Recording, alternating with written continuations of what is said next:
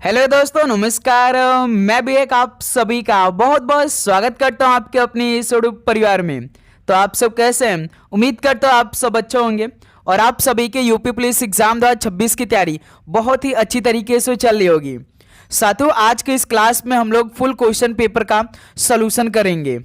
80 सवाल का यह पेपर होने वाले हैं, जिसमें हम लोग GK, UP GK, current affair plus Hindi, math और रीजनिंग के मोस्ट एक्सपेक्टेड क्वेश्चन को इस पेपर में सॉल्यूशन करने वाले हैं।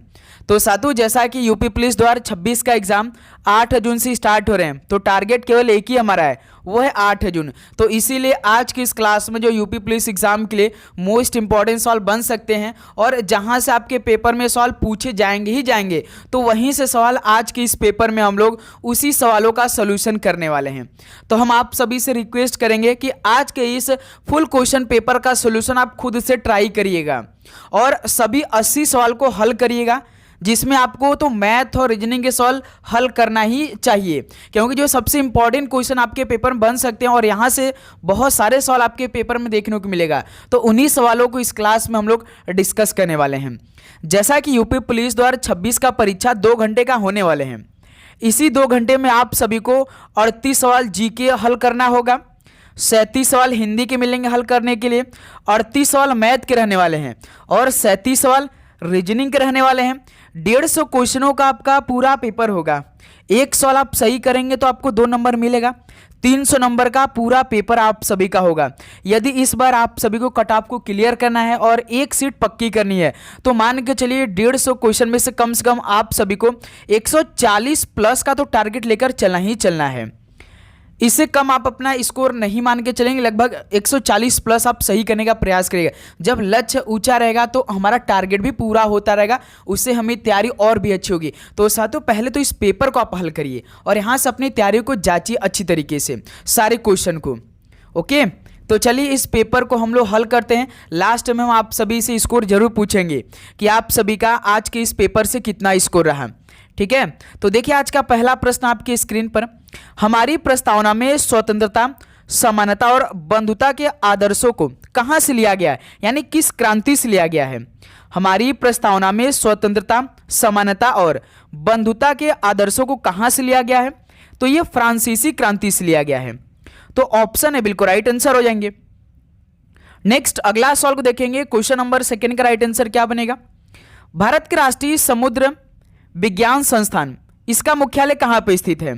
भारत के जो राष्ट्रीय समुद्र विज्ञान संस्थान यानी NIO है, इसका मुख्यालय कहां पर स्थित है? तो ये गोवा राज्य में स्थित है। डी ऑप्शन बिल्कुल राइट आंसर हो जाएंगे। नेक्स्ट अगला सवाल को देखिए। क्वेश्चन नंबर 3 को, किस भारतीय प्रोफेसर को गेट्स कैम्ब्रिज इम्पैक्ट पुरस्कार 2025 से सम्मानित किया गया है? ये सवाल आप तैयार कर लीजिए, ये सवाल आपके शिफ्ट में जरूर आ सकता है। किस भारतीय प्रोफेसर को गेट्स कैम्ब्रिज इम्पैक्ट पुरस्कार 2025 से सम्मानित किया गया है? तो उर्वशी सिन्हा को सम्मानित किया गया है। बी ऑप्शन बिल्कुल राइट आंसर हो जाएंगे। नेक्स्ट अगला सवाल को देखिए। क्वेश्चन नंबर 4 को, हिंदू कैलेंडर के अनुसार भारत में रक्षाबंधन कब मनाया जाता है? बताइए, हिंदू कैलेंडर के अनुसार भारत में रक्षाबंधन कब मनाया जाता है? तो पूर्णिमा श्रावण मास के महीने मनाया जाता है। डी ऑप्शन बिल्कुल राइट आंसर हो जाएंगे। नेक्स्ट अगला सवाल कॉल करेंगे। क्वेश्चन नंबर 5 को, निम्नलिखित में से किस वंश के राजा ने मुडेरा का सूर्य मंदिर बनवाया था? किस वंश के राजा ने मुडेरा का सूर्य मंदिर बनवाया था? तो सोलंकी वंश के राजा ने। डी ऑप्शन बिल्कुल राइट आंसर हो जाएंगे। नेक्स्ट अगला सवाल को देखेंगे। क्वेश्चन नंबर 6 का राइट आंसर क्या बनेगा? सांगकेन ये किस धर्म का एक पर्व है? बताएंगे आप सभी लोग। सांगकेन ये किस धर्म का एक पर्व है? तो बौद्धों का एक पर्व है सांगकेन। बी ऑप्शन बिल्कुल राइट आंसर हो जाएंगे। नेक्स्ट अगला सवाल को देखेंगे। क्वेश्चन नंबर 7 को, राइबोसोम किससे बने होते हैं? बताइएगा, राइबोसोम किससे बने होते हैं? तो ये प्रोटीन और RNA से बने होते हैं। डी ऑप्शन बिल्कुल राइट आंसर हो जाएंगे। नेक्स्ट अगला सवाल को देखेंगे। क्वेश्चन नंबर 8 को, भारत के जनसंख्या इतिहास में किस अवधि को स्थिर अवस्था कहा जाता है? तो साथियों, भारत के जनसंख्या इतिहास में किस अवधि को स्थिर अवस्था कहा जाता है? तो 1901 से लेकर 1921 को इस अवधि को स्थिर अवस्था कहा जाता है भारत के जनसंख्या इतिहास में। ऑप्शन ए बिल्कुल राइट आंसर हो रहे हैं। ओके, चलिए नेक्स्ट अगला सवाल को हल करिएगा, क्वेश्चन नंबर 9 को। ऋग्वैदिक काल में रावी नदी को क्या कहा जाता था? ऋग्वैदिक काल में रावी नदी को क्या कहा जाता था? तो परुशड़ी कहा जाता था। सी ऑप्शन बिल्कुल राइट आंसर हो जाएंगे। नेक्स्ट अगला सवाल को देखेंगे, क्वेश्चन नंबर 10 को। जीएसटी भारत में अधिरोपित एक अप्रत्यक्ष कर है, तो जीएसटी का पूर्ण रूप क्या है बताएंगे आप सभी लोग। जीएसटी का फुल फॉर्म आप सभी से पूछ रहा है, तो क्या होता है? वस्तु एवं सेवा कर होता है, तो बी ऑप्शन बिल्कुल राइट आंसर हो जाएंगे। नेक्स्ट अगला और आगे बढ़ने से पहले आप सभी को यूपी पुलिस एग्जाम 2026 में सिलेक्शन लेना है, तो साथों पहले तो आपको ये 10 टेस्ट सीरीज का पीडीएफ अपने पास मंगाकर इसे जो इसमें लगभग 1500 नए क्वेश्चन उसे तैयार करना है। इसके अलावा हम आप सभी को जो सबसे इंपॉर्टेंट क्वेश्चन बन सकते हैं यूपी पुलिस एग्जाम के लिए वो प्रोवाइड करेंगे, जैसे कि जीके यूपी जीके इसमें मिलेगा, Hindi math reasoning plus current affair के मोस्ट इंपॉर्टेंट क्वेश्चन आप सभी को हम दे रहे हैं विथ डिटेल सोल्यूशन के साथ। यदि इसमें आपने मैथ ये और जो रीजनिंग है यदि आपने इसे तैयार कर लिया तो समझिए कि 150 जो नंबर आप सभी से पूछे आएंगे रीजनिंग में से यहीं से आपको मिल जाएंगे, क्योंकि पूरा जो चैप्टर वाइज आपको जैसे कि सोल्यूशन वाइज मिलता है ना, सारा क्वेश्चन आपको इसमें मिलेगा। इस पेपर से आपके अंदर एक अलग लेवल का कॉन्फिडेंट आएगा। इसे आप तैयार कर लेंगे तो लगभग आपका जो सवालों को हल करने का तरीका वो पूरी तरीके से बदल जाएगा। तो साथियों इसको अपने पास आपको मंगाना है। आपका पेपर 8 जून से स्टार्ट हो रहे हैं, आज 12 अप्रैल हो चुका है, 4 दिन कम हो गया 2 महीने में से। तो साथियों आप सभी को इसको अपने पास मंगाना है, इस नंबर पर मैसेज करना है। जैसे ही इस नंबर पे व्हाट्सएप मैसेज करके करेंगे आपको मुश्किल से 2 से 3 मिनट में ये सारा क्वेश्चन मिल जाएगा, लेकिन आपको इसके लिए मात्र 50 रुपीज़ पे करना पड़ेगा। मात्र 50 रुपीज़ में इतना आप सभी को सारा क्वेश्चन मिलने वाले, वो भी क्वालिटी वाले क्वेश्चन। उसके बाद एग्जाम से पहले 10 दिन पहले हम आप सभी को मोस्ट इंपॉर्टेंट क्वेश्चन भी प्रोवाइड करने वाले हैं। जो स्टूडेंट इसको परचेस करेंगे मेरे दोस्त तैयार हुई है भाई, रण का आगाज हो चुका है, आपको मैदान में उतरना ही उतरना है अब। ओके, भागना नहीं है। क्वेश्चन नंबर 11 देखिए, किस फिल्म ने 2025 का सर्वश्रेष्ठ फिल्म का ऑस्कर पुरस्कार जीता था? किस फिल्म ने 2025 का सर्वश्रेष्ठ फिल्म का ऑस्कर पुरस्कार जीता था? तो अनोरा ने जीता था। सी ऑप्शन बिल्कुल राइट आंसर है। नेक्स्ट अगला सवाल को देखिए, क्वेश्चन नंबर 12 को। निम्नलिखित में से किसे 1947 में स्वतंत्र भारत का पहला कानून मंत्री नियुक्त किया गया था? तो साथियों किसे 1947 में स्वतंत्र भारत का पहला कानून मंत्री नियुक्त किया गया था? तो डॉक्टर भीमराव अंबेडकर जी को किया गया था। बी ऑप्शन बिल्कुल राइट आंसर हो जाएंगे। हर एक सवाल का उत्तर आप खुद से करिएगा, एक भी सवाल पे माइनस मार्किंग नहीं होगा, ये बात याद रखिएगा आप लोग। क्वेश्चन नंबर 13 देखिए, दाची-गामा राष्ट्रीय उद्यान भारत के किस राज्य में है? दाची-गामा राष्ट्रीय उद्यान भारत के किस राज्य में है? तो ये जम्मू और कश्मीर में है। डी ऑप्शन बिल्कुल राइट आंसर है। नेक्स्ट अगला सवाल को देखिए, क्वेश्चन नंबर 14 को। 1992 के 74वें संवैधानिक संशोधन अधिनियम द्वारा भारतीय संविधान में कौन सा भाग जोड़ा गया था? 1992 के 74वें संवैधानिक संशोधन अधिनियम द्वारा भारतीय संविधान में कौन सा भाग जोड़ा गया था? तो भाग 9A जोड़ा गया था। ऑप्शन बिल्कुल राइट आंसर हो जाएंगे। नेक्स्ट अगला सवाल को देखिए, क्वेश्चन नंबर 15 को। साउथ पोल पर पहुंचने वाला प्रथम व्यक्ति कौन था? साथियों साउथ पोल पर पहुंचने वाला पहला व्यक्ति कौन था? तो रोवाल्ड एमुंडसेन थे। सी ऑप्शन बिल्कुल राइट आंसर हो जाएंगे। ओके, नेक्स्ट अगला सवाल को देखिए, क्वेश्चन नंबर 16 को। निम्नलिखित में से राजस्थान में पश्चिम की ओर बहने वाली सबसे बड़ी नदी कौन सी है? राजस्थान में पश्चिम की ओर बहने वाली सबसे बड़ी नदी कौन सी है? तो लूनी नदी है। ऑप्शन बिल्कुल राइट आंसर हो जाएंगे। नेक्स्ट अगला सवाल को हल करेंगे आप लोग, क्वेश्चन नंबर 17 को। निम्नलिखित में से कौन सा नृत्य उत्तर प्रदेश की शास्त्रीय नृत्य शैली है? तो साथियों कौन सा नृत्य उत्तर प्रदेश की शास्त्रीय नृत्य शैली है? तो वो कथक है भाई। सी ऑप्शन बिल्कुल राइट आंसर हो जाएंगे। अगला सवाल को देखिए, क्वेश्चन नंबर 18 को। निम्नलिखित में से कौन विश्व का सबसे बड़ा मैंग्रोव वन है? साथियों विश्व का सबसे बड़ा मैंग्रोव वन कौन सा है? तो सुंदरवन आरक्षित वन है, जो कि विश्व का सबसे बड़ा मैंग्रोव वन है ये। डी ऑप्शन बिल्कुल राइट आंसर हो जाएंगे। अगला सवाल कॉल करिएगा, क्वेश्चन नंबर 19 का राइट आंसर क्या बनेगा? धीनोधर पहाड़िया किस भारतीय राज्य या केंद्र शासित प्रदेश में स्थित है? धीनोधर पहाड़िया किस भारतीय राज्य या केंद्र शासित प्रदेश में स्थित है? तो ये गुजरात राज्य में स्थित है। ऑप्शन भी बिल्कुल राइट आंसर हो जाएंगे। अगला सवाल को देखिएगा, क्वेश्चन नंबर 20 को। चित्तरंजन दास ने चुनाव लड़ने के लिए 1923 में किसके साथ मिलकर स्वराज पार्टी की स्थापना की थी? चित्तरंजन दास जी ने चुनाव लड़ने के लिए 1932 में किसके साथ मिलकर स्वराज पार्टी की स्थापना की थी? तो मोतीलाल नेहरू के साथ मिलकर।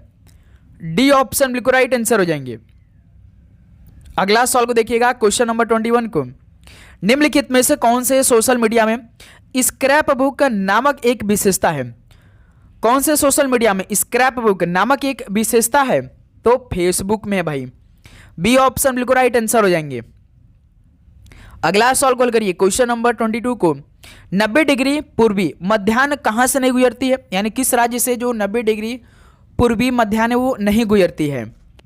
तो वो सिक्किम राज्य से नहीं गुजरती है। बी ऑप्शन बिल्कुल राइट आंसर हो जाएंगे। साथियों लास्ट में स्कोर पूछेंगे, ओके, और आप चैनल पे नए हैं तो चैनल को सब्सक्राइब करके नोटिफिकेशन को ऑन कर लेंगे। प्रियरीज ये किसमें शीतोष्ण घास के मैदान होते हैं? बताएंगे आप सभी लोग। तो ये उत्तरी अमेरिका में शीतोष्ण घास के मैदान होते हैं जो प्रेयरी होते हैं। ऑप्शन है बिल्कुल राइट आंसर हो जाएंगे। नेक्स्ट अगला सवाल को देखिए, क्वेश्चन नंबर 24 को, केंद्रीय लोक सेवा आयोग की स्थापना किस वर्ष की गई थी? केंद्रीय लोक सेवा आयोग की स्थापना किस वर्ष की गई थी? तो 1926 में की गई थी। डी ऑप्शन बिल्कुल राइट आंसर हो जाएंगे। नेक्स्ट अगला सवाल को देखिए, क्वेश्चन नंबर 25 को, उत्तर प्रदेश में चित्रकारी कला ने किसके शासनकाल के दौरान अपना चरम स्थान हासिल किया था? उत्तर प्रदेश में चित्रकारी की कला ने किसके शासनकाल के दौरान अपना चरम स्थान हासिल किया था? तो जहांगीर के शासनकाल के समय। ऑप्शन बिल्कुल राइट आंसर हो जाएंगे। ओके, चलिए अगला सवाल कॉल करिए, क्वेश्चन नंबर 26 को, राष्ट्रीय मानवाधिकार आयोग यानी NHRC की स्थापना किस वर्ष हुई थी? राष्ट्रीय मानवाधिकार आयोग की स्थापना किस वर्ष हुई थी? तो 1993 में हुई थी। ऑप्शन है बिल्कुल राइट आंसर हो जाएंगे। नेक्स्ट अगला सवाल को देखेंगे, क्वेश्चन नंबर 27 को, द डिवाइन कॉमेडी नामक पुस्तक लेखक निम्नलिखित में से कौन है? द डिवाइन कॉमेडी नामक पुस्तक लेखक इनमें से कौन है? तो दांते हैं। सी ऑप्शन बिल्कुल राइट आंसर हो जाएंगे। ओके, इस बार भाई जीके हिंदी में 150 नंबर के प्रश्न पूछे आने वाले। टारगेट यही लेकर चलिएगा कि 150 का 150 में सही करना है, नंबर लाना है किसी भी हाल में। भाई मेहनत करिए, अधिक से अधिक क्वेश्चनों को प्रैक्टिस करिए। अष्टाध्यायी व्याकरण पर एक संस्कृत ग्रंथ है जिसकी रचना 6वीं से 5वीं शताब्दी ईसा पूर्व में किसके द्वारा की गई थी? बताइए। अष्टाध्यायी जो कि किसके द्वारा इसे भाई रचना की गई थी? तो पाणिनि के द्वारा। सी ऑप्शन बिल्कुल राइट आंसर हो जाएंगे। नेक्स्ट अगला सवाल कॉल करिएगा, क्वेश्चन नंबर 29 को, निम्नलिखित में से कौन कलकत्ता के हिंदू कॉलेज का एक एंग्लो इंडियन शिक्षक था जिसने यंग बंगाल आंदोलन की शुरुआत की थी? बताइएगा। कलकत्ता के हिंदू कॉलेज का एक एंग्लो इंडियन शिक्षक था जिसने भाई यंग बंगाल आंदोलन की भी शुरुआत की थी। वो कौन थे? हेनरी विवियन डेरोजियो थे। डी ऑप्शन बिल्कुल राइट आंसर हो जाएंगे। अगला सवाल कॉल करिएगा, क्वेश्चन नंबर 30 को, निम्नलिखित में से कौन सी फसल रबी की फसल नहीं है? यानी ठंडे मौसम की फसल इनमें से कौन से नहीं है? तो खीरा भाई ये नहीं है। खीरा तो खरीफ यानी बरसात के समय होती है। तो सी ऑप्शन बिल्कुल राइट आंसर हो जाएंगे। लेकिन अब तो भाई हर मौसम में खीरा हो जाता है। गांव में देखेंगे तो भाई दवा की मदद से उसे विकसित कर दे रहे हैं किसान, अच्छी बात है। दक्षिण भारत में स्थित बांध की पहचान करिए। दक्षिण भारत में स्थित इनमें से कौन सी बांध है? तो मेट्टूर बांध है। डी ऑप्शन बिल्कुल राइट आंसर हो जाएंगे। टेक्नोलॉजी इतनी आ रही है भाई कि किसान काफ़ी खुश भी हो रहे हैं और काफ़ी दुख भी हो रहा है। सरकार द्वारा ऋण का भुगतान किसका एक उदाहरण है? सरकार द्वारा ऋण का भुगतान है किसका एक एग्जाम्पल है? तो ये पूंजीगत व्यय का एक उदाहरण है। ऑप्शन यहाँ से बिल्कुल राइट आंसर हो रहे हैं। ओके, नेक्स्ट अगला सवाल कॉल करेंगे, क्वेश्चन नंबर 33 को, दशहरा उत्सव निम्नलिखित में से किस हिंदू महीने में मनाया जाता है? साथियों, दशहरा उत्सव किस हिंदू महीने में मनाया जाता है? तो ये अश्विन के महीने में मनाया जाता है। डी ऑप्शन बिल्कुल राइट आंसर हो जाएंगे। नेक्स्ट अगला सवाल कॉल करिएगा, क्वेश्चन नंबर 34 को, शाहजहां के सत्तारूढ़ होने से पहले जहांगीर के बाद वास्तविक शासक कौन था? शाहजहां के सत्तारूढ़ होने से पहले जहांगीर के बाद वास्तविक शासक कौन था? तो शहजादा शहरयार था। ऑप्शन भी बिल्कुल राइट आंसर हो जाएंगे। नेक्स्ट अगला सवाल कॉल करिएगा, क्वेश्चन नंबर 35 को, वर्ष 1904 में भारत में पहला सीमेंट प्लांट कहां स्थापित किया गया था? साथियों, वर्ष 1904 में भारत में पहला सीमेंट प्लांट एक कहां पर स्थापित किया गया था? तो चेन्नई में किया गया था। ऑप्शन भी बिल्कुल राइट आंसर हो जाएंगे। नेक्स्ट अगला सवाल को देखिए, क्वेश्चन नंबर 36 को, 16 जाने वाले महाजनपदों में सबसे महत्वपूर्ण कौन सा था? 16 जो जाने माने महाजनपद है, इसमें सबसे महत्वपूर्ण कौन सा जनपद था भाई? तो मगध था। ऑप्शन यहां से बिल्कुल परफेक्ट आंसर हो जाएंगे। नेक्स्ट अगला सवाल कॉल करिएगा क्वेश्चन नंबर 37 को। भारत के संविधान का कौन सा भाग संसद के संगठन, संरचना, अवधि, अधिकारियों, प्रक्रियाओं, विशेषाधिकारों, शक्तियों आदि से संबंधित है? भारत के संविधान का कौन सा भाग संसद के संगठन से, संरचना से, अवधि, अधिकारियों, प्रक्रियाओं, विशेषाधिकारों, शक्तियों आदि से संबंधित है? तो भाग 5 है। सी ऑप्शन बिल्कुल राइट आंसर है। नेक्स्ट अगला सवाल को देखिए क्वेश्चन नंबर 38 को। वस्तु एवं सेवा कर परिषद का सचिवालय कहाँ स्थित है? साथियों, वस्तु एवं सेवा कर परिषद का सचिवालय ये कहाँ पर स्थित है? तो भारत की राजधानी नई दिल्ली में स्थित है। डी ऑप्शन बिल्कुल राइट आंसर हो जाएंगे। तो साथियों 38 सवाल जीके कंप्लीट हो गया। तो बताइए इन 38 सवाल में से आप सभी कितना स्कोर रहा? 76 नंबर का पूरा कंप्लीट होगा जीके। ओके, तो इसी तरह आप लोग अपना स्कोर बताते चलेंगे साथ में अच्छी तरीके से। भारत में गणतंत्र दिवस किसकी याद में मनाया जाता है? भारत में गणतंत्र दिवस मनाया जाता है, लेकिन किसकी याद में मनाया जाता है? तो जिस तारीख को भारत का संविधान लागू हुआ था, इसकी याद में भारत में गणतंत्र दिवस मनाया जाता है। तो सी ऑप्शन बिल्कुल राइट आंसर है। नेक्स्ट अगला सवाल को देखिए क्वेश्चन नंबर 2025 प्रयाग महाकुंभ के दौरान उत्तर प्रदेश सरकार द्वारा कितने पुलिसकर्मी तैनात किए गए थे? तो साथियों 2025 में जो प्रयागराज इलाहाबाद में महाकुंभ का मेले का आयोजन किया गया था, इसके दौरान उत्तर प्रदेश सरकार द्वारा कितने पुलिसकर्मी तैनात किए गए थे वहाँ पर सुरक्षा के लिए? तो पूरे 40,000 भाई पुलिसकर्मी तैनात किए गए थे वहाँ पे। सी ऑप्शन बिल्कुल राइट आंसर हो जाएंगे। ओके, ध्यान रखिएगा। नेक्स्ट अगला सवाल को देखिए क्वेश्चन नंबर 41 को। निम्नलिखित में कंठ ध्वनियां कौन सी है? अब यहां से हिंदी की क्लास चलेगी। हिंदी में लगभग आप पूरे में से पूरा स्कोर करने का प्रयास करिएगा, एक भी सवाल गलती मत करिएगा भाई।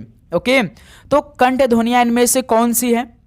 एक क है, एक ख है, जो कि कंठ ध्वनियां है। ऑप्शन बिल्कुल राइट आंसर हो जाएंगे। नेक्स्ट अगला सवाल को देखिए क्वेश्चन नंबर 42 को। नलिन और राजू शब्द निम्नलिखित में से किस शब्द का पर्यायवाची है? नलिन और राजू शब्द ये किस शब्द के पर्यायवाची हैं? तो ये कमल के हैं। डी ऑप्शन बिल्कुल राइट आंसर हो जाएंगे। नेक्स्ट अगला सवाल को देखिए क्वेश्चन नंबर 43 को। हिंदी साहित्य अकादमी की ओर से हर वर्ष सलाका सम्मान पुरस्कार किस क्षेत्र को दिया जाता है? हिंदी साहित्य अकादमी की ओर से हर वर्ष सलाका सम्मान पुरस्कार किस क्षेत्र को दिया जाता है? तो हिंदी को नई दिशा प्रदान करने के लिए दिया जाता है। बी ऑप्शन बिल्कुल राइट आंसर हो जाएंगे। नेक्स्ट अगला सवाल को देखिए क्वेश्चन नंबर 44 को। आंसू काव्य के रचनाकार कौन है? तो साथियों आंसू काव्य के रचनाकार इनमें से कौन है? आप बताएंगे। तो जयशंकर प्रसाद जी हैं। डी ऑप्शन बिल्कुल राइट आंसर हो जाएंगे। नेक्स्ट अगला सवाल को देखिए क्वेश्चन नंबर 45 को। निम्नलिखित में से वाक्य के शुद्ध रूप का चयन कीजिए।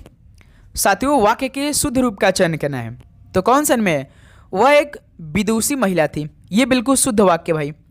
ऑप्शन ए आपका बिल्कुल राइट आंसर हो जाएंगे। ओके, नेक्स्ट अगला सवाल को देखिए क्वेश्चन नंबर 46 को। अर्ध विराम का सूचक चिन्ह कौन सा है? अर्ध विराम का सूचक चिन्ह इनमें से कौन सा है? तो कौन सा भाई? बी ऑप्शन है अर्ध विराम का जो सूचक चिन्ह है। तो बी ऑप्शन परफेक्ट आंसर हो जाएंगे। नेक्स्ट अगला सवाल कॉल करेंगे क्वेश्चन नंबर 47 को। निम्न में से कान खोलना मुहावरे का अर्थ क्या होगा? कान खोलना मुहावरे का अर्थ क्या होगा बताइए? तो सावधान होना। ऑप्शन बिल्कुल राइट आंसर हो जाएंगे। नेक्स्ट अगला सवाल कॉल करिएगा क्वेश्चन नंबर 48 को। अपकर्ष का विलोम शब्द नीचे दिए गए विकल्पों में से चुनिए। अपकर्ष का विलोम शब्द क्या होगा? तो उत्कर्ष होगा। ऑप्शन ए बिल्कुल राइट आंसर हो जाएंगे। नेक्स्ट अगला सवाल कॉल करिएगा क्वेश्चन नंबर 49 को। जिसमें पहला शब्द विशेषण हो और दूसरा शब्द विशेष तो उसे कौन सा समास कहेंगे? साथियों जिसमें पहला शब्द विशेषण हो और दूसरा शब्द विशेष हो तो उसे कौन सा समास कहेंगे? तो उसे कर्मधारय समास कहेंगे। ऑप्शन भी बिल्कुल राइट आंसर हो जाएंगे। नेक्स्ट अगला सवाल कॉल करिएगा क्वेश्चन नंबर 50 को। मीठा अमरूद में मीठा विशेषण किस कोटि का है? मीठा अमरूद में मीठा विशेषण किस कोटि का है? तो ये गुणवाचक का है। बी ऑप्शन यहां से बिल्कुल राइट आंसर हो जाएंगे। नेक्स्ट अगला सवाल कॉल करिएगा क्वेश्चन नंबर 51 को। निम्नलिखित में शुद्ध वर्तनी वाला शब्द कौन सा है? आशीर्वाद कैसे आप सभी लोग लिखते हैं भाई? तो आशीर्वाद, आशीर्वाद ऐसे लिखा जाता है भाई। गलत है, गलत है, ये सी ऑप्शन। तो सी ऑप्शन आपका आशीर्वाद बिल्कुल शुद्ध लिखा है, ध्यान दीजिएगा। ओके, नेक्स्ट क्वेश्चन नंबर 52 देखिए, जिसका जन्म बाद में हुआ हो वाक्यांश के लिए उपयुक्त शब्द क्या होगा? बताइए, जिसका जन्म बाद में हुआ हो इस वाक्यांश के लिए उपयुक्त शब्द क्या होगा? तो अनुज होगा, ऑप्शन बिल्कुल राइट आंसर हो जाएंगे। नेक्स्ट अगला सवाल को देखिए, क्वेश्चन नंबर 53 को, अभ्यागत शब्द में उपसर्ग कौन सा है? अभ्यागत शब्द में उपसर्ग कौन सा है? तो अभी है, ऑप्शन बिल्कुल राइट आंसर हो जाएंगे। नेक्स्ट अगला सवाल को हल करिएगा, क्वेश्चन नंबर 54 को, निम्नलिखित में तद्भव शब्द कौन सा है? तद्भव शब्द बताइए। तो 14 एक तद्भव शब्द है, डी ऑप्शन बिल्कुल राइट आंसर हो जाएंगे। ओके, नेक्स्ट अगला सवाल को हल करिए, क्वेश्चन नंबर 55 को, फूले कास सकल मही छाई, जनु बरसा ऋतु प्रकट बुढ़ाई, पंक्तियों में कौन सा अलंकार है? फूले कास सकल मही छाई, जनु बरसा ऋतु प्रकट बुढ़ाई, तो इस पंक्ति में कौन सा अलंकार लगा है? तो इसमें उत्प्रेक्ष अलंकार है, ऑप्शन बिल्कुल राइट आंसर हो जाएंगे। नेक्स्ट अगला सवाल को देखिए, क्वेश्चन नंबर 56 को, ईमानदार शब्द में कौन सा विशेषण है? साथियों, ईमानदार शब्द में कौन सा विशेषण है? तो इसमें गुणवाचक विशेषण है, सी ऑप्शन बिल्कुल राइट आंसर हो जाएंगे। नेक्स्ट अगला सवाल को देखिएगा, क्वेश्चन नंबर 57 को, अन्वेषण का शुद्ध संधि विच्छेद क्या होगा? अन्वेषण का शुद्ध संधि विच्छेद कौन सा है? तो अनु प्लस एषण है, डी ऑप्शन बिल्कुल राइट आंसर हो जाएंगे। नेक्स्ट अगला सवाल कॉल करिएगा, क्वेश्चन नंबर 58 को, संस्कृत शब्द राजन का शुद्ध स्त्रीलिंग रूप क्या होगा? संस्कृत शब्द जो राजन है इसका शुद्ध स्त्रीलिंग क्या होगा? तो राज्ञी होगा, ऑप्शन है बिल्कुल राइट आंसर हो जाएंगे। नेक्स्ट अगला सवाल कॉल करेंगे आप लोग, क्वेश्चन नंबर 59 को, सही वर्तनी वाले शब्द का चयन करिए। कालिदास, कालिदास जी को हम लोग कैसे लिखते हैं? ये कभी गलती नहीं होना चाहिए भाई कालिदास को लिखते समय। तो पहला ही ऑप्शन देखिए परफेक्ट आंसर है भाई, ठीक है। नेक्स्ट अगला सवाल को देखिए, क्वेश्चन नंबर 60 को, तिमिर का विलोम क्या होगा? तिमिर का विलोम क्या बनेगा? तो प्रकाश होगा, सी ऑप्शन बिल्कुल राइट आंसर हो जाएंगे। नेक्स्ट अगला सवाल को देखेंगे, क्वेश्चन नंबर 61 को, निम्नलिखित में से कौन सा अव्ययी भाव समास का उदाहरण है? तो अव्ययी भाव समास का उदाहरण कौन सा इनमें से है? तो भरपूर है, डी ऑप्शन बिल्कुल राइट आंसर हो जाएंगे। नेक्स्ट अगला सवाल को देखिए, क्वेश्चन नंबर 62 को, उपयुक्त विकल्प चुनकर अधिकरण कारक में वाक्य पूर्ण करें। सोहन मेरा भाई है, सोहन छत पर है, सोहन बच्चे को मारता है, सोहन पेड़ से कूदा। उपयुक्त विकल्प चुनकर अधिकरण कारक का इस्तेमाल करके आपको फिल इन द ब्लैंक्स करना है। तो क्या होगा? सोहन अधिकरण के पर, तो सोहन छत पर है, तो बी ऑप्शन बिल्कुल राइट आंसर हो जाएंगे। ओके साथियों, आप चैनल पे नए हैं तो भाई चैनल को जरूर सब्सक्राइब करके नोटिफिकेशन को ऑन कर लीजिए। और आप लोग डेली क्लास को करिए। सुबह आपको 8:05 क्लास मिलेगी, उसके बाद 11:30 पे क्लास मिलेगी, और रात करीबन 7 से 8 बजे के बीच में क्लास आ ही जाती है। तो इसलिए नोटिफिकेशन को आप ऑन करके रखिए, ठीक है। देखिए, जो सो इसके प्रयोग से संबंधित सर्वनाम को पहचानिए। जो सो के प्रयोग से संबंधित सर्वनाम को पहचाना है तो कौन सा होगा भाई? तो संबंधवाचक है, डी ऑप्शन बिल्कुल राइट आंसर हो जाएंगे। अगला सवाल को देखिए, क्वेश्चन नंबर 64 को, अर्धसम मात्रिका छंद कौन सा है? अर्धसम मात्रिका छंद कौन सा इनमें से है? तो दोहा है, सी ऑप्शन बिल्कुल राइट आंसर है। नेक्स्ट अगला सवाल को देखिए, क्वेश्चन नंबर 65 को, अमृत का अर्थ निम्न में से कौन सा नहीं है? अमृत का अर्थ कौन सा नहीं है? तो मोती नहीं है, ऑप्शन बिल्कुल राइट आंसर हो जाएंगे। नेक्स्ट अगला सवाल को देखिए, क्वेश्चन नंबर 66 को, निम्न में से अंतस्थ व्यंजन कौन सा है? तो साथियों अंतस्थ व्यंजन कौन सा इनमें? तो वह एक अंतस्थ व्यंजन है, सी ऑप्शन बिल्कुल राइट आंसर हो जाएंगे। अगला सवाल को देखिए, क्वेश्चन नंबर 67 को, अब यहां से रीजनिंग का क्वेश्चन आ चुका है भाई, आप हल करिए। देखिए, उस संख्या का चयन करें जो निम्नलिखित श्रेणी में प्रश्न चिन्ह के स्थान पर आएगी। 33, 34, 38, 47, 63 प्रश्नवाचक चिन्ह हल करिए। इस बार टारगेट यही हम लोग के लिए लेकर चलेंगे ना कि रीजनिंग का जो 37 सवाल या तो 55 सवाल भी आ जाएगा, क्योंकि मैथ का तो लगभग 20 या 22 सवाल आता है। देखिए, नहीं तो रीजनिंग से मिला जुला के लगभग 55 सवाल आते हैं भाई पेपर में, लेकिन सिलेबस के अकॉर्डिंग आप देखेंगे तो 38-37 का रेशियो रखा है, लेकिन रीजनिंग के अधिक सवाल आते हैं। ओके, तो ध्यान रखिएगा, पूरा स्कोर करने का प्रयास हम लोग इस बार करने वाले हैं। जैसे 33 है, 34 है, इसमें लॉजिक लगाइए, 38 है, 47 है, 63 है, तो इसमें क्या आएगा प्रश्नवाचक चिन्ह की जगह? नंबरों का श्रृंखला बढ़ा है, 33 से 34 +1, 34 से 38 +4, 38 से 47 तो +9 इसमें हुआ, 47 से 63 +16 हुआ। अब देखिए ये 1 का स्क्वायर होता है, ये 2 का स्क्वायर है, ये 3 का स्क्वायर होता है, ये 4 का स्क्वायर।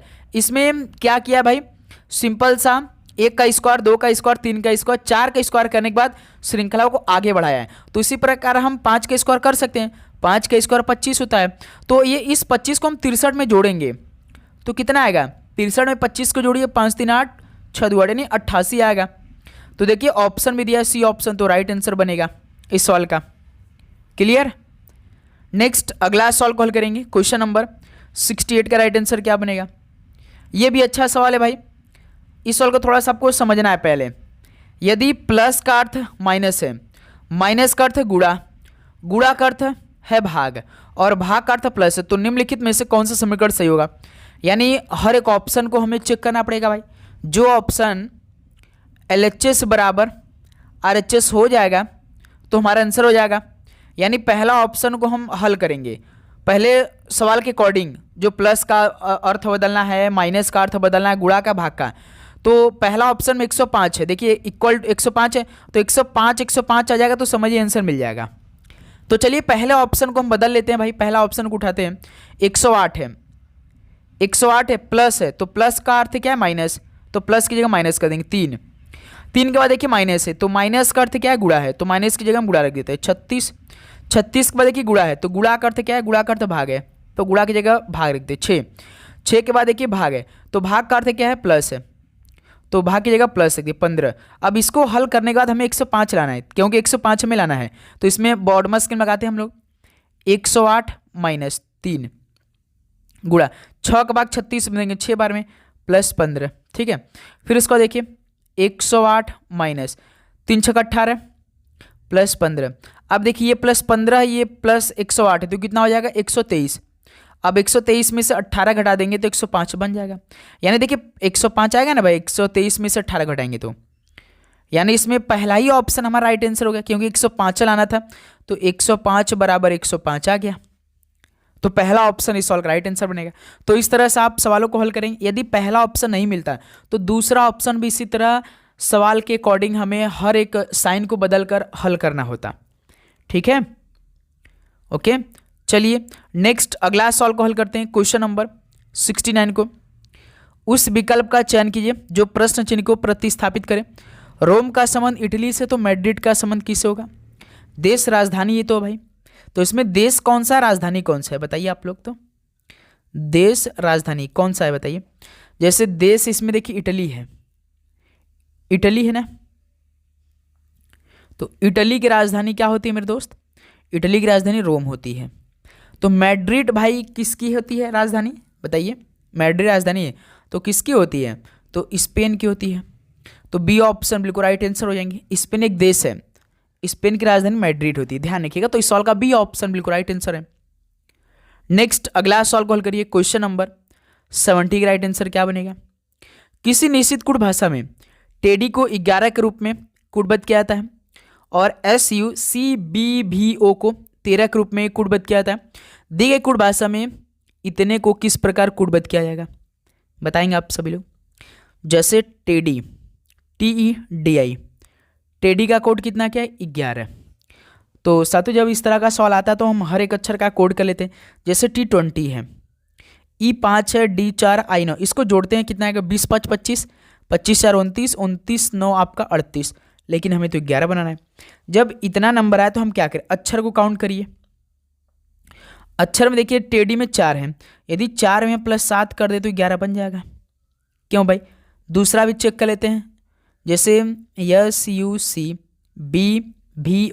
इसका कोड 13 है, तो अक्षर को काउंट करिए 1 2 3 4 5 6 अक्षर है तो 7 जोड़ दिए 13। यानी इसमें सिंपल सा सभी अक्षरों को जोड़ रहा है, काउंट करा और लास्ट में +7 करा है तो आंसर आ रहा है। तो इसी में देखिए जो हमसे पूछा है YXJIA टोटल अक्षर कितने 1 2 3 4 5 6 7 7 अक्षर टोटल हैं। तो 7 में यदि 7 हम जोड़ेंगे तो 14 आ जाएगा। तो इसका कोड कितना होगा 14। देखिए ऑप्शन में दिया है तो पहला ऑप्शन इस सवाल का राइट आंसर बन रहा है। किसी प्रकार का डाउट, यदि आपको किसी भी सवाल पे थोड़ा सा भी दिक्कत आए, समस्या है, तो साथियों कमेंट बॉक्स में जरूर बताइएगा। डाउट लेकर आप नहीं चलिएगा, ठीक है। नेक्स्ट अगला सवाल को देखिए, क्वेश्चन नंबर 71 को। यदि भाग और गुणा को परस्पर बदल दिया जाए तो निम्नलिखित समीकरण में प्रश्न चिन्ह के स्थान पर क्या आएगा। ये समीकरण आपका दिया है सिंपल से, इसमें तो भाग और गुणा को ही आपस में बदलना है। चलिए देखिए 11 भाग है तो गुणा में बदलते हैं 4 + 3 गुणा है तो भाग में बदलते 3 - 1 बराबर इक्वल। देखिए क्या आएगा भाई, 11 गुणे 4 कर लेते हैं पहले, 44 इधर हो जाएगा, प्लस 3 का भाग 3 में देंगे तो एक बार में -1। अब देखिए 44 से 45 -1 कितना हो जाएगा भाई 44 आंसर आएगा, जो कि पहला ऑप्शन इसमें राइट आंसर हो जाएंगे। बताएंगे आप सभी लोग किसी प्रकार का डाउट? बिल्कुल नहीं। नेक्स्ट अगला सवाल को हल करिए, क्वेश्चन नंबर 72 को। ये बेस्ट सवाल है भाई। 2 जुलाई 1984 को सप्ताह का कौन सा दिन था? हल करिए। आप सभी को इसमें शताब्दी का कोड मालूम होना चाहिए, मंथ का कोड मालूम होना चाहिए, है ना। तो जैसे कि ये 19 है तो 19वीं शताब्दी, जैसे कि आप सभी को 1600 शताब्दी का, 1700 का, 1800 का, 1900 का और 2000 का मालूम होना चाहिए। ये 16वीं शताब्दी का कोड होता है 6, 17वीं का 4 होता है, 18 का होता है 2, 64206 हम ऐसे याद किए, 64206 16 से याद किए भाई। हमेशा आप सभी से यही पूछेगा 16 से, मान लेके चलिए कि 20 अगस्त 1672 को सप्ताह का कौन सा दिन था, ऐसे पूछेगा। पूछ देगा आपको 20 जनवरी 2000 को सप्ताह का कौन सा दिन था, ऐसे सवाल पूछेगा।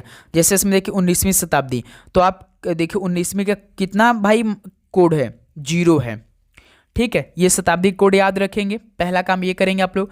उसका मंथ कोड याद करिएगा, मंथ कोड महीने का कोड, जो जनवरी से लेकर दिसंबर तक 12 महीने होते हैं तो बरहों का कोड याद होना चाहिए। जैसे कि 033 याद रखिए, 033 614, 033 614, फिर उसका 625 035, इतना याद रखना है।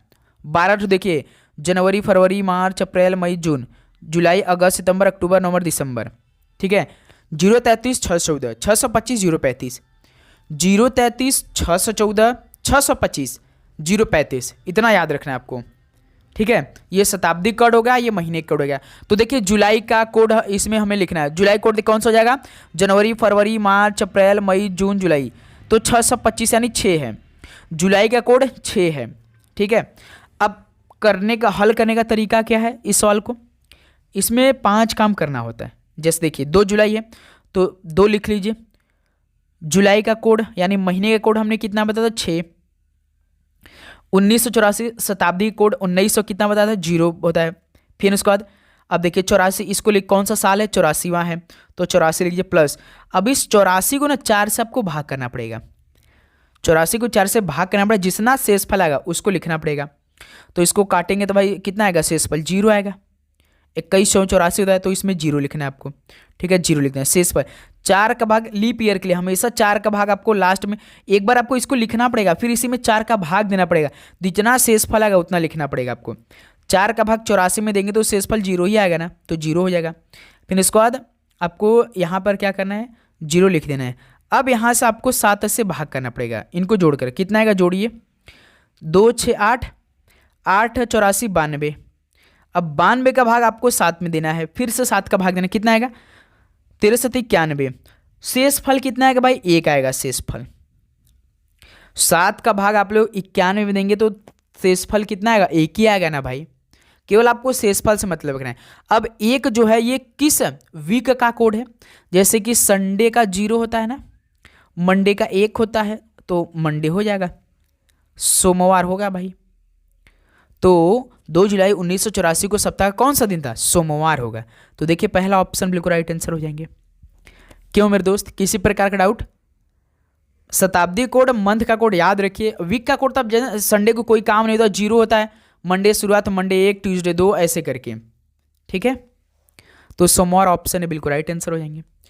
जब भी भाग करिएगा 4 से भाग करिएगा या 7 से, जितना शेषफल है वही आप करिएगा। लास्ट में जब पूरे का जोड़ कर 7 से भाग करेंगे तो शेषफल जितना आएगा 0 से लेकर आप 1 से लेकर 0 से लेकर 6 तक आएगा। तो इसमें आपका सप्ताह का कोड होगा, ठीक है, जो आपका Sunday Monday Tuesday Wednesday Thursday Friday Saturday होता है, ठीक है। नेक्स्ट क्वेश्चन नंबर 73 देखिए, हल करिए। एक विशिष्ट भाषा में आई एम फाइन को LESU की IM के रूप में, यू आर फाइन को SE की IM DE के रूप में और ऑल आर फाइन को की IM RU SE के रूप में लिखाया था। तो ऑल का कोड बताइए। तो सिंगल पूछा ऑल का, तो जिसमें ऑल रहेगा उसी में आंसर आएगा हमारा। तो ऑल देखिए किस में भाई, ऑल आर फाइन को लास्ट ऑल में देखिए केवल ऑल है, देखिए ये वाला ऑल आर फाइन का कोड कि IM RU SE इसी में आंसर होगा। तो अब एलिमिनेट कर देते हैं भाई ऑप्शन जो इनका कोड होगा। जैसे देखिए कि IM इसमें भी है, कि IM इसमें, तो ये कट जाएगा भाई। फिर उसके बाद देखिए, फिर उसके बाद SE इसमें है। एक सेकंड भाई, जैसे ऑल का कोड पूछा है तो ऑल जिसमें रहेगा इसी में आंसर होगा, क्योंकि देखिए इसी में ऑल है तो इसी में आंसर आएगा। अब देखिए जैसे कि IM इसमें है और कि आई इसमें है तो ये हट जाएगा भाई, कट जाएगा। फिर उसका देखिए SE इसमें भी है, SE इसमें भी है, यू आर फाइन वाले में, तो ये एलिमेंट हो जाएगा। बच रहा है कौन सा, RU केवल बच रहा है, ऑल वाले में केवल RU बच रहा है। तो ऑल का कोड क्या होगा, RU होगा, जो कि बी ऑप्शन बिल्कुल राइट आंसर हो जाएंगे। बहुत आसान सवाल होते हैं भाई, इस सवाल को देखकर आपको डरना नहीं है, भागना नहीं है, हल करना है भाई। बिल्कुल आसान मेथड है भाई ये, ठीक है, बहुत ही सिंपल सवाल होते हैं ये। नेक्स्ट अगला सवाल को देखेंगे, क्वेश्चन नंबर 74 का राइट आंसर क्या बनेगा। किसी घड़ी में 10:50 का समय हो रहा है, यदि इसे दर्पण में देखते हैं तो प्रतिबिंब समय क्या होगा। दर्पण प्रतिबिंब समय के लिए हम कितने से घटा देते हैं, 11:60 से घटा देते हैं। कितना बज रहा है, 10:50 हो रहा है, 10 इधर से आ जाएगा, 1 इधर से आएगा, यानी 1:10 होगा। तो डी ऑप्शन बिल्कुल राइट आंसर हो जाएंगे।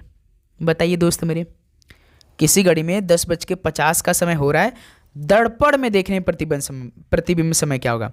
प्रतिबिंब के लिए हमेशा 11:60 से माइनस करना होता है, जो आपका समय दिया रहता है, ठीक है। किसी प्रकार का डाउट बिल्कुल नहीं। नेक्स्ट अगला सवाल को देखिए, क्वेश्चन नंबर 75 को। 9/10, 12/25, 18/35, 21/40 का लसपा यानी एलसीएम ज्ञात करिए। 9/10, 12/25, 18/35, 21/40। तो एलसीएम निकाल दे, तो ऊपर जो अंश रहेगा उसका एलसीएम निकाल लेते हैं, नीचे का HCF निकालेंगे। अब 9, 12, 18, 21 का एलसीएम आप जब निकलने आएंगे तो आपका 252 आएगा। HCF देखिए 10, 25, 35, 40, ये 2 से पूरा नंबर नहीं कटेगा। HCF हम कैसे निकालते हैं, वही संख्या लेते हैं जो कि पूरे को विभाजित करें, जैसे कि कोई भी छूटे नहीं। तो इसमें 5 देखिए, जैसे 5 10 को भाग कर देगा भाई, 25 भी पूरी तरीके से भाग कर देगा, 35 को भी पूरी तरीके से भाग कर देगा, 40 भी, यानी ये 5 आएगा भाई। 10, 25, 35, 40 का HCF कितना होगा, 5। तो यही आपका आंसर हो जाएगा 252/5, जो कि बी ऑप्शन बिल्कुल राइट आंसर हो जाएंगे। 9, 12, 18, 21 का एलसीएम कितना हो जाएगा भाई आपका, 252 आएगा, ठीक है। नेक्स्ट अगला सवाल को देखिए, क्वेश्चन नंबर 76 का राइट आंसर क्या बनेगा। 25% और 10% की दो क्रमिक छूटों के समतुल्य एकल छूट ज्ञात कीजिए। फॉर्मूला आप क्या लगाते हैं भाई, जब 2% दे तो x + y minus x × y बटे में 100, x + y यानी 20, 25 + 10 35 माइनस, अब ये 25 मल्टीप्लाई करेंगे भाई, 25 × 10 तो हम डायरेक्ट 250 लिख लेते हैं ना, 250 हम डायरेक्ट लिख लेते हैं भाई, बटे में 100, 1 0 से 0 कैंसिल। अब 10 का भाग 25 में देंगे तो 2/5, तो 35 में से 2/5 माइनस करिए, कितना आएगा, 35 में से 2 घटाएंगे कितना आएगा, 33, 33 में से आधा घटा देंगे तो 32.5 आएगा, यानी 32.5%। देखिए बी ऑप्शन बिल्कुल राइट आंसर रहेंगे। याद रखिए x + y आपको अलग हल करना है और x × y बटे में 100 ये आपको अलग हल करना है, ध्यान रखिएगा।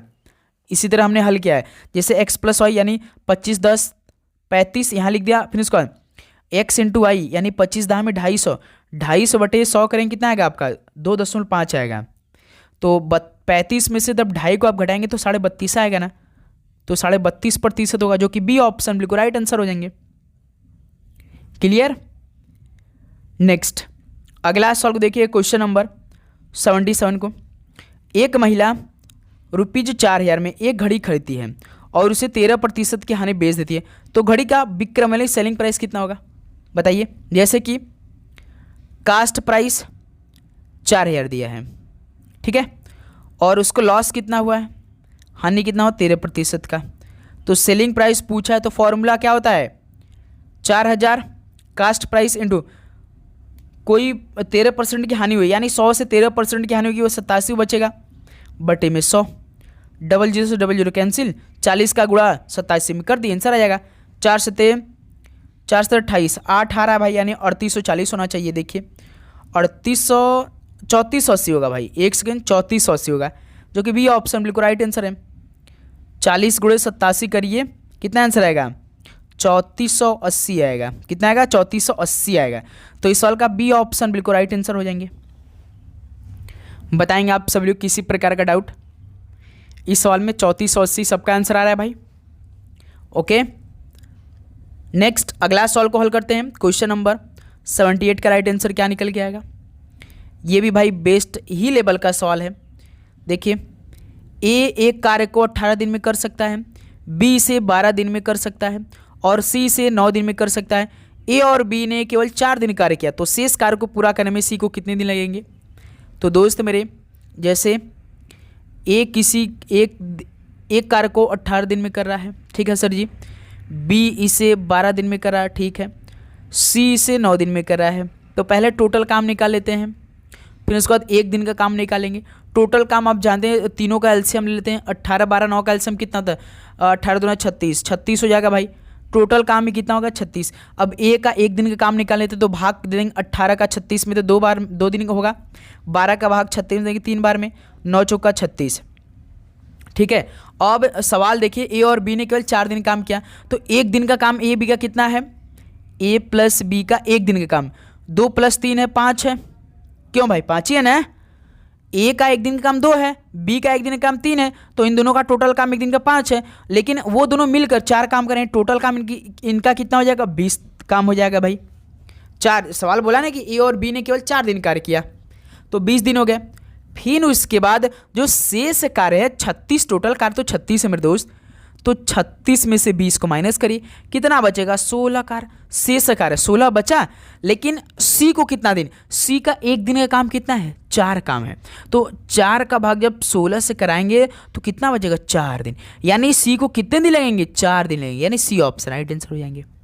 बताइए दोस्त मेरे, यहाँ तक आप सभी किसी प्रकार का डाउट बताइए दोस्त मेरे, किसी प्रकार का डाउट तो बताइए आप लोग। बिल्कुल नहीं, थोड़ा सा लॉजिक लगाइएगा, ये तो बहुत आसान सवाल है भाई। नेक्स्ट अगला सवाल को देखिएगा, क्वेश्चन नंबर 79 का राइट आंसर क्या बनेगा। दी गई श्रृंखला में लुप्त पद ज्ञात कीजिए, DUT GSR JQP MON question mark. जब इस तरह का सवाल है तो हमने आपको बताया है कि आपको सबसे पहले अक्षर का कोड निकालना है, DGJM का। देखिए क्या हो जाएगा, DGJM, ठीक है। तो D होता 4, G होता 7, J होता 10, M होता 13, 4 से 7 + 3, 7 से 10 + 3, 10 से 13 + 3, तो इसमें +3 हुआ है, तो 13 3 16, 16 पे कौन सा P आता है, तो P से हमारा आंसर मिलेगा PML होगा, या तो PRQ होगा, या तो PMO होगा। चलिए अब दूसरे अक्षर का कोड निकाल लेते हैं, USQO का, USQO, U होता 21, S होता 19, Q होता 17, O होता 15, 21 19 -2, 19 17 -2, 17 से 15 -2, तो 15 से 2 घटाएंगे 13, 13 पे कौन था M, यानी PM साहब। या तो ऑप्शन ए होगा या तो ऑप्शन डी होगा। अब लास्ट का अक्षर जब हम निकालेंगे तो या तो L आ जाएगा या तो O आ जाएगा। चलिए देख लेते भाई, TRPN, TRPN, T20, R18, P16, N14, इसमें भी -2 ही हो रहा है, 14 में 2 घटाएंगे 12, 12 पे L यानी PML, तो 79 का ऑप्शन बिल्कुल राइट आंसर हो रहे हैं भाई, PML। तो इसमें लॉजिक क्या लगा था, पहले तो +3 किया था, फिर उसके बाद -2 लगा था, ये लॉजिक लगा था इसमें भाई, तीनों अक्षरों में। क्लियर। नेक्स्ट अगला सॉल्व देखिए, क्वेश्चन नंबर 80 को। परविंदर ऊपर से 107वां तथा नीचे से 150वां है, तो उस कक्षा में कितने छात्र हैं? हमने आपको बताया जब किसी भी स्टूडेंट का ऊपर से कोई स्थान दे, नीचे से कोई स्थान दे, तो पूछेगा उस कक्षा में कितने छात्र होंगे। तो आपको सिंपल सा जोड़ना है दोनों को, 107 प्लस 105 माइनस 1, परविंदर को घटा देना है। 107 और 150 कितना होगा? 257 होगा। 257 में से घटा देंगे 256, यानी उस कक्षा में कितने छात्र होंगे? 256। तो बी ऑप्शन इस सॉल्व का परफेक्ट आंसर हो जाएंगे। तो साथियों फाइनली ये आपका पूरा 80 सवाल कंप्लीट हो गया। तो दोस्त मेरे अब बताइए कि आप सभी का इन 80 सवाल में से कितना स्कोर बना? ईमानदारी के साथ आप सभी बताएंगे। तो साथियों उम्मीद करूंगा आपको ये सेशन बहुत ही शानदार तरीके से समझ में आएंगे। या आपको किसी भी प्रकार का डाउट है तो कमेंट सेक्शन में जरूर बताइएगा। खूब मेहनत करिए भाई, बहुत ही मेहनत से ये क्लास आपके बीच आ रही है। हर एक क्वेश्चन को आप सॉल्व करिए, तैयार करिए उसे। ओके मेरे दोस्त, और आप चैनल पे नहीं तो सब्सक्राइब जरूर करिएगा। इसके बाद 11:30 पे एक और नई क्लास आएगी, उसको भी आपको ज्वाइन करना है, ठीक है। तो चलिए इस क्लास को यहीं पे समाप्त करते हैं, मिलते हैं एक और नए क्लास के साथ। आप सभी को एग्जाम के लिए बेस्ट ऑफ लक, पढ़ाई करते रहिए, all the very best and God bless you. धन्यवाद।